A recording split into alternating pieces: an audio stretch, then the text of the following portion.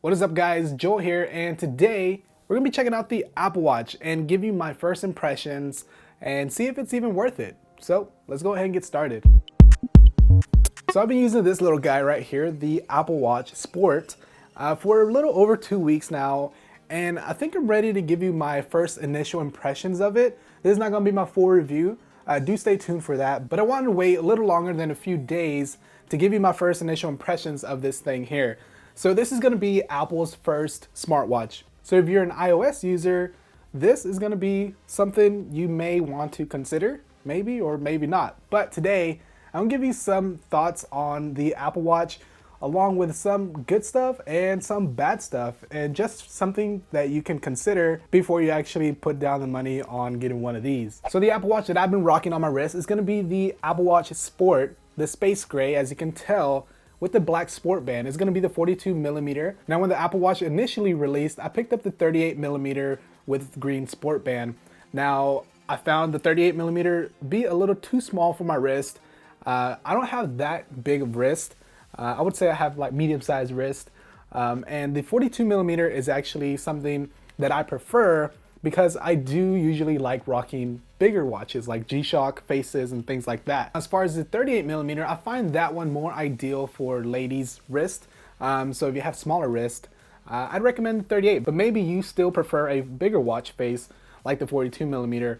Definitely recommend checking it out at the Apple Store and trying it on first. That way you can get an idea of what it feels like and what it looks like on your personal wrist. Now the first thing that I want to cover is going to be battery life. Is it good or is it bad? Now when Apple announced the details as far as battery life goes, Apple claimed that it's going to have at least 18 hours of battery life, whether it be in like regular use or heavy use. Now of course 18 hours is all depending if you're a heavy user or just a regular user or a very light user. You can get more hours or less hours. Me personally, I've actually had great battery life from my Apple Watch. I could easily go a day and a half with just one full charge. Now that's coming from me being a regular to heavy user. I'd say maybe a slight heavy user. I wouldn't call myself an extreme heavy user on the Apple Watch. I do receive notifications, reply to text messages every now and then, and notifications is probably gonna be my most used thing on this watch, along with the fitness and the music application. Now I'll get into that here in a second, but my most used thing on this is gonna be just notifications. So I'm able to receive, of course, text messages and reply back using voice dictation. So from using those type of things, I saw myself getting a day to a day and a half of battery life. So I do often charge my Apple Watch at night just so I can have a full charge if I know I'm gonna be doing something all day the next day.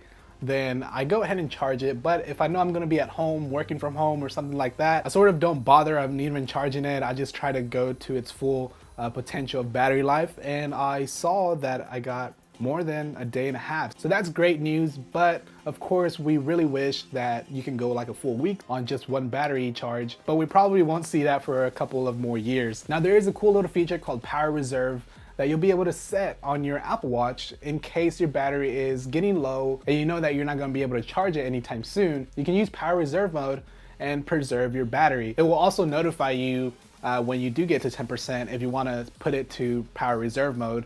That way you can, of course, preserve your battery. Now the next thing I wanna talk about is the fitness application. So the fitness, I actually use that quite often because I work out on a regular basis, and this has actually been able to keep up with my goals and things of that sort.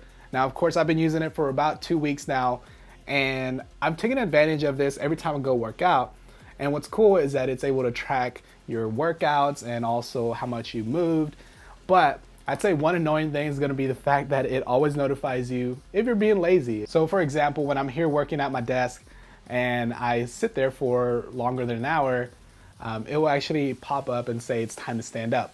That gets quite annoying, but there is an option that you can turn that little feature off. But it does kind of remind you to get your ass up and do something. Now you'll be able to track all of your calories, and with the fitness app on your iPhone, you'll be able to go back and see what progress you've made, whether it's how many calories you burned the last day or the last week when you're wearing your Apple Watch, and things of that sort. So it's pretty cool because you can track it all on the fitness app. Now during my workouts, I tend to listen to music. That's pretty much every single time I work out.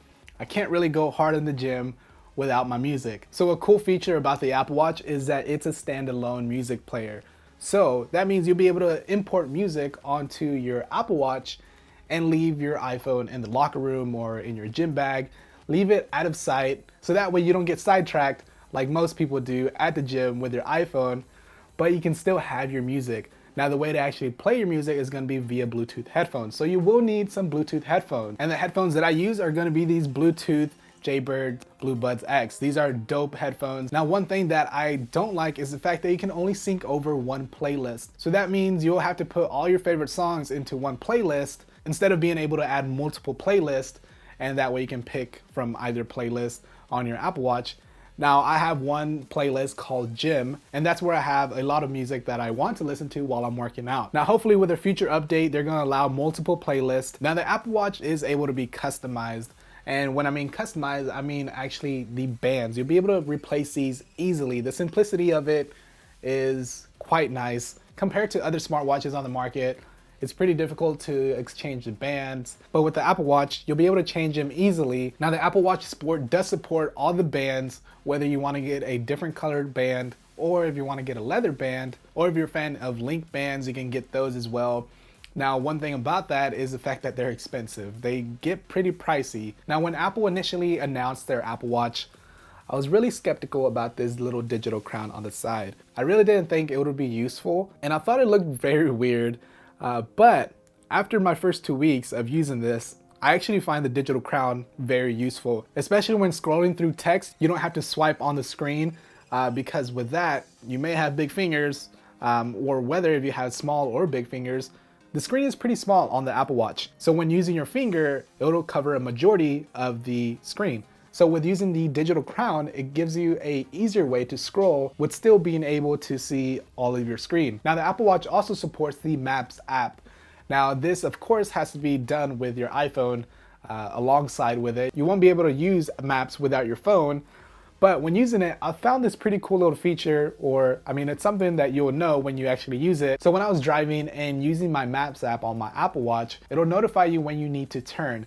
Now something that I find really cool is the fact that it sort of is like a blinker. You can actually hear it and feel it. So when you're approaching a turn, it'll actually tap you and also sound a signal like if you're turning or if you turned on a turn signal on your car. It was pretty weird, but pretty cool at the same time. And that brings me to another thing with the haptic feedback, which is gonna be the way it vibrates on your wrist.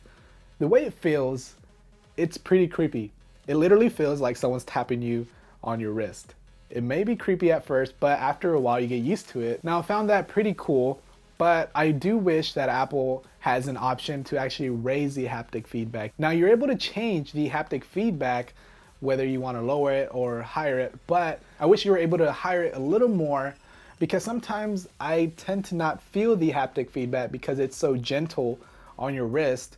I do wish that there was an option to raise it even higher, so that way I can feel like a stronger vibration on my wrist. Now I know I've been talking a lot of good stuff about Apple Watch, but the Apple Watch is by far the perfect smartwatch. Now we're gonna talk about glances. Glances is something that I initially thought that you'll simply raise up your wrist and glance at a certain thing. That's not actually what glances is.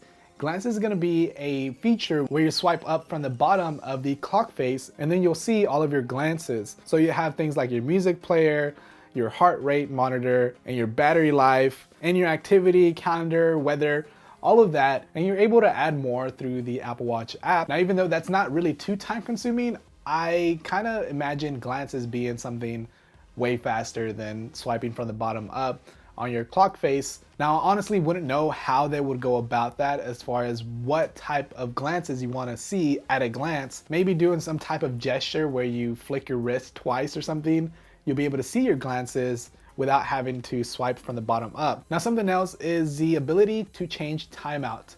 Now, there's no way to change the timeout settings on your Apple Watch because when you do activate your Apple Watch on your watch face, it's gonna time out within 6 seconds or so. After that, you'll have to tap it to turn it back on or simply raise your wrist once again.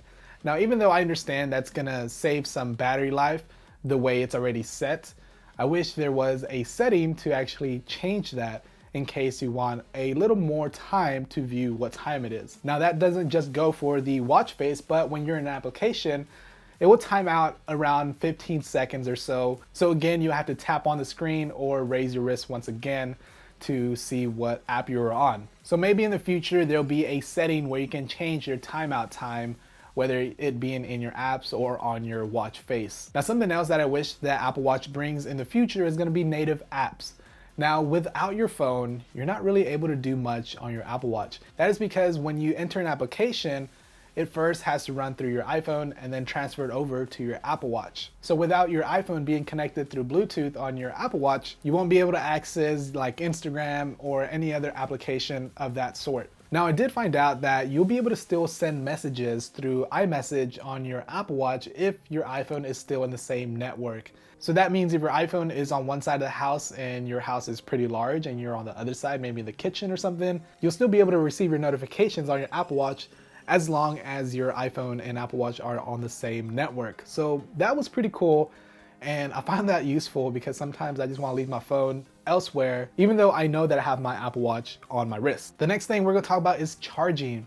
Now, even though the Apple Watch is very simple to charge with a magnetic charging cable that attaches to the back of the watch magnetically, I really wish Apple came with a dock, sort of like the Moto 360, because Moto 360's way of charging is by far my favorite way of charging a smartwatch.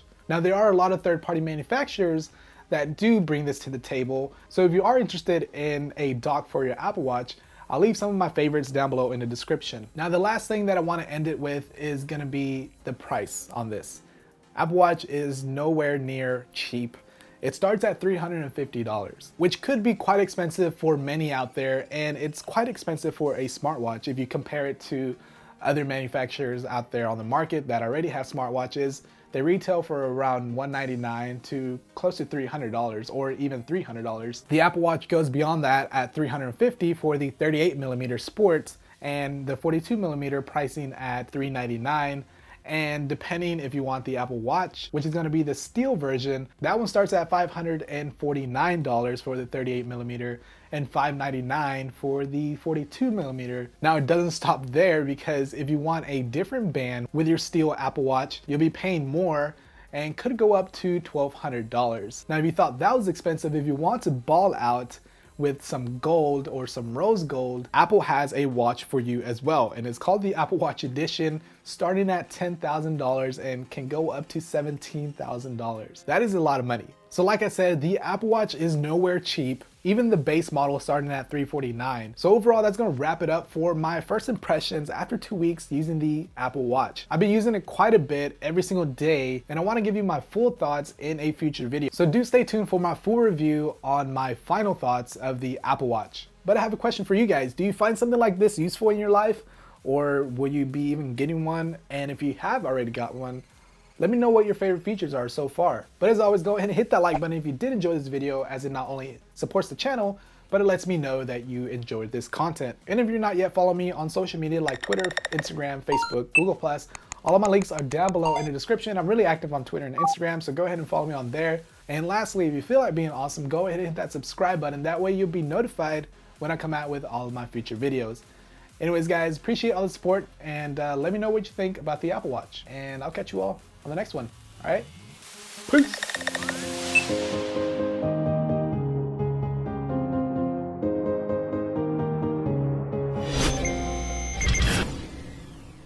My gosh, it's hot.